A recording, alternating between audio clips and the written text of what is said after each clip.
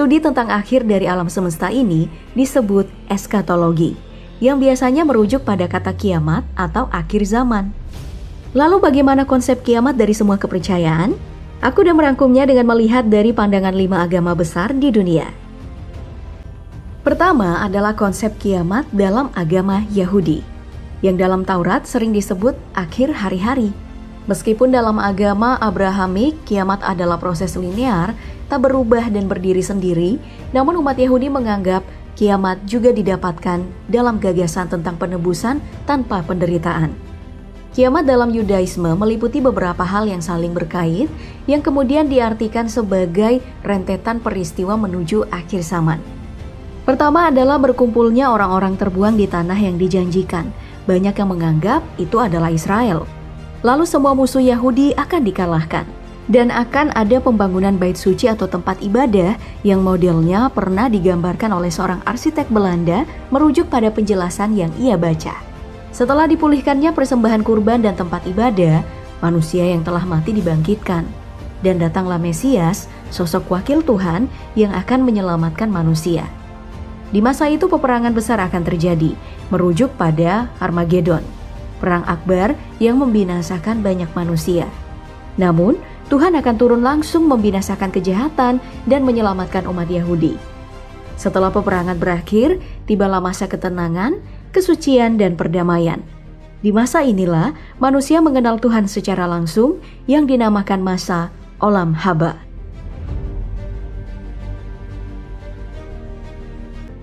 Penderitaan besar akhir zaman Yahudi ini juga diimani oleh agama Kristen.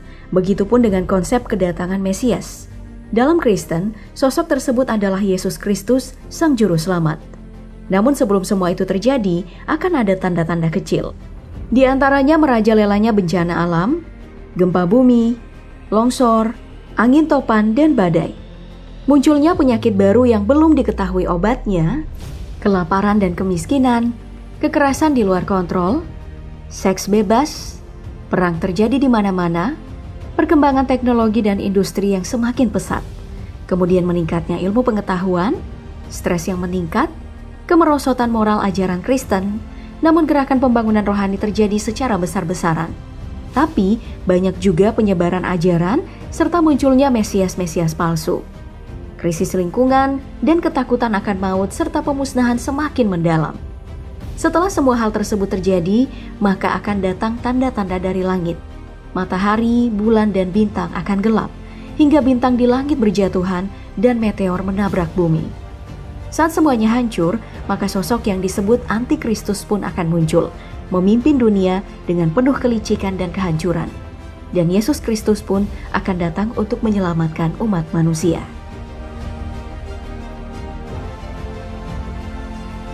Kiamat versi 2 agama Abrahamik tadi hampir sama dengan ajaran Islam. Namun ada 2 jenis kiamat versi Islam. Ada yang disebut kiamat surga atau kiamat kecil, yakni kehancuran sebagian kecil dunia. Meninggalnya seseorang juga bisa disebut sebagai kiamat kecil. Kiamat kecil ini bisa juga disebut tanda-tanda kecil sebelum dimulainya tanda-tanda besar menuju kiamat kubra atau kiamat besar, atau biasa disebut sebagai kiamat sesungguhnya. Tanda-tanda kecil ini meliputi runtuhnya Baitul Maqdis, Sungai Efrat mengeluarkan bukit emas, pembangunan gedung pencakar langit yang merajalela, termasuk memegah-megahkan masjid. Banyak pembaca Al-Quran tapi tidak mengamalkannya. Agama digunakan untuk kepentingan pribadi. Jazirah Arab kembali dipenuhi pohon-pohon dan sungai-sungai. Maraknya perjudian, seks bebas, dan pembunuhan massal. Meningkatnya korupsi dan kelahiran anak di luar pernikahan. Banyaknya kecurangan dan kezaliman yang dilakukan pemimpin. Ketergantungan akan obat dan kamar. Kiamat kecil ini sebagian telah terjadi dan menjadi peringatan kepada manusia untuk bertaubat. Karena jika kiamat besar terjadi, maka pintu taubat telah ditutup. Kiamat besar ini dimulai ketika matahari terbit dari barat, lalu mengikut tanda-tanda selanjutnya, yakni munculnya Dajjal, makhluk pembawa fitnah terbesar.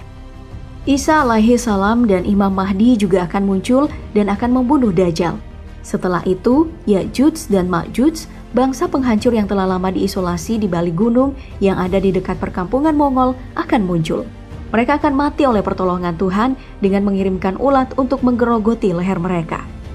Setelah itu akan muncul monster melata dari perut bumi. Gerhana matahari akan terjadi di timur, barat, dan jazirah Arab. Dan berhembusnya angin selembut sutra dari arah Yaman, mengambil nyawa orang-orang saleh dan mengikut hilangnya Islam serta Al-Quran. Setelah itu manusia yang tersisa akan berada di masa jahiliyah kembali. Di masa ini, Ka'bah akan diruntuhkan oleh orang-orang botak bertubuh kecil dan berkaki bengkok. Hingga terjadilah bencana besar, gunung saling bertabrakan, angin menggulung, dan benda-benda di luar angkasa akan menghantam bumi. Semua hancur seketika. Setelah itu, semua dibangkitkan dan dikumpulkan di padang mahsyar untuk menerima penghakiman terakhir.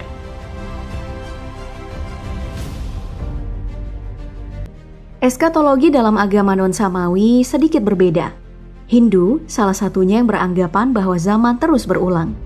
Penghakiman kekal terhadap jiwa tak ada, yang ada hanyalah siklus kehidupan atau yang mereka sebut kalpa, yakni satuan waktu yang sangat panjang. Jadi gini perhitungannya, ada yang disebut yuga, 4 zaman yang terjadi di bumi. Pertama, Satya Yuga, yang durasi waktunya 1.728.000 tahun. Zaman ini disebut masa keemasan, di mana hampir tak ada kejahatan. Manusia masih menjunjung tinggi keluhuran, kebajikan, dan kejujuran.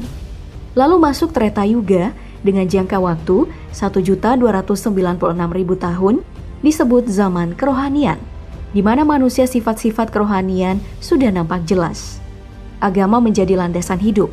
Tapi masa ini, manusia mulai berbuat kejahatan, dan orang pandai dan berwawasan luas, serta ahli filsafat akan dihormati. Setelah itu, masuk Dwapara Yuga dengan jangka waktu 864.000 tahun, disebut dengan zaman rasional. Di masa ini, kejahatan dan kelicikan mulai nampak. Orang-orang menganggap bahwa melaksanakan ritual agama sudah cukup dan mereka akan dihormati. Nah, masa terakhir adalah Kali Yuga dengan jangka waktu 432.000 tahun, disebut zaman kehancuran, di mana kejahatan, kelicikan, kepalsuan, dan tindak kekerasan makin bertambah. Di masa ini, uanglah yang paling berkuasa. Wanita dianggap sebagai pemuas nafsu.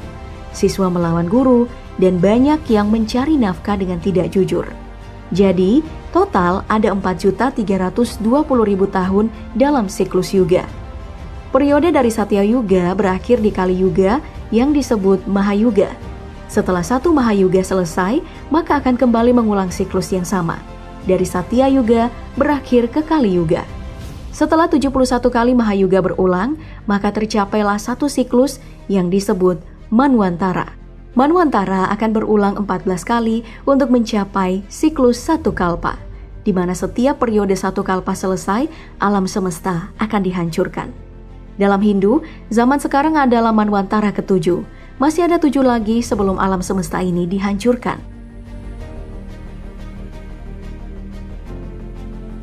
Begitu pula dengan Buddha, beranggapan bahwa kehancuran bumi bukanlah akhir dari alam semesta dan kehidupannya. Kehancuran bumi adalah bagian dari siklus keberadaan bumi itu sendiri. Artinya, sebelum dan sesudah bumi hancur, telah ada dan akan ada bumi-bumi lainnya dengan kondisi yang berbeda. Untuk menuju kehancuran tersebut, waktunya sangat lama. Perhitungan waktunya sendiri menggunakan satuan waktu dengan nama yang sama, yakni kalpa atau kappa. Namun bagi Buddha, segala sesuatu yang terbentuk dari perpaduan unsur sifatnya tidak kekal. Begitupun bumi. Suatu saat akan mengalami pelapukan dan hancur. Kehancuran ini akan diawali dengan tanda-tanda seperti musim kemarau panjang akan datang, di mana hujan tidak turun lagi. Berselang lama akan muncul 2 matahari. Lalu berselang lama lagi akan muncul matahari ketiga, begitu seterusnya hingga muncul matahari ke-7. Disitulah bumi akan musnah. Nah, meski tiap versi berbeda-beda namun bisa didapatkan satu kesamaannya, yakni fase menuju kehancuran total ditandai dengan kemerosotan perilaku, spiritual, dan kemasyarakatan. Menuju fase pembersihan, permulaan kembali, atau penghakiman. Apa yang bisa dipetik? Mempercayai kiamat oleh penganutnya bisa jadi akan membantu kita berpikir ulang tentang kebajikan bersama.